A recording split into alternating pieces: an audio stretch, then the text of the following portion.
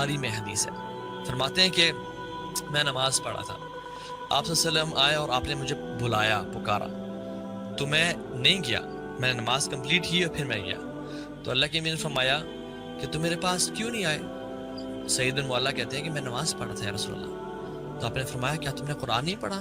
یا ایھا الذین آمنوا استجیبوا للہ ولرسول اذا دعاکم لما یحییکم، اے لوگو جو ایمان لائے ہو، اللہ اور اس کے رسول کی بات کا جواب دو، یعنی اللہ کی پکار کو سنو، attend his call when they call you،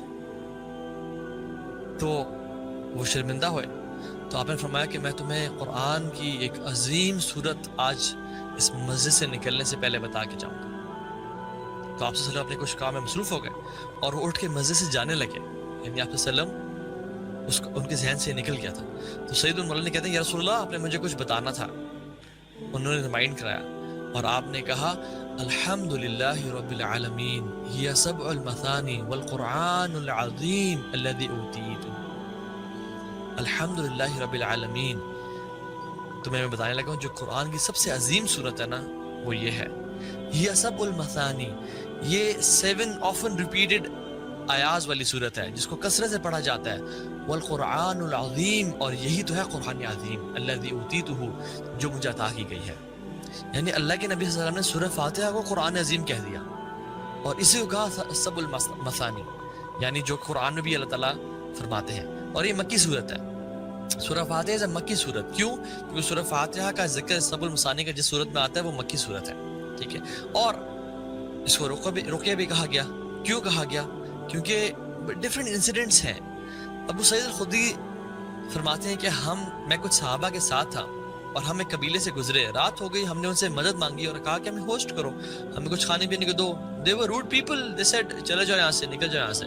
تو ہمیں بڑا برا لگا، حالانکہ اس دور کا، اس ٹائم کا یہ تھا کہ جو ٹریولرز آتے تھے اس کی رسپیکٹ اور اس کا اکرام کیا جاتا تھا، اس کو ٹھہرایا جاتا تھا، کیونکہ ان کے پاس زیادہ کچھ کھانے پینے کے لیے کوئی SUVs یا بڑی گاڑیاں یا کوئی نہیں ہوتی تھیں، ٹھیک ہے، ان کے پاس وہ وہی جو کیملز اور ہارسز ان پہ سواری ہوتے تھے۔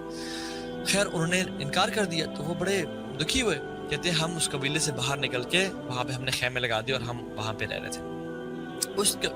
اس قبیلے کے سردار کو بچھو نے کاٹ لیا، بچھو نے جب ڈنگ مار لیا تو پھر وہ لوگ حیران اور پریشان ہو کے، ایک روایت میں آتا ہے کہ وہاں کے لوگ اور کہا کہ ہمارے لوگ قبیلے سے گئے ہوئے ہیں باہر اور ہمارے سردار کو بچھو نے کاٹ لیا، تو ہماری مدد کریں، یعنی ہیلپ اس، آپ میں سے کوئی ہے جو علاج کرنے والا ہے، رقیہ کرنے والا ہے، دم کرنے والا ہے؟ تو ابو سعید الخدری کہتے ہیں کہ میں گیا۔ ایک روایت میں آتا ہے کہ ہمیں سے وہ شخص گیا جس کے بارے میں گمان نہیں کیا جاتا تھا کہ وہ رقیہ کر سکتا ہے۔ صحیح مسلم کے حدیث میں ابو سعید الخدری خود گئے، اور جب گئے تو آپ نے اس پہ سورہ فاتحہ پڑھ کے اس کو دم کیا۔ روایت میں آتا ہے کہ 7 دفعہ پڑھ کے اس کو دم کیا۔ جب دم کیا تو وہ بالکل ایسے ٹھیک ہو گیا جیسے اس کو کچھ تھا ہی نہیں، بالکل پرفیکٹلی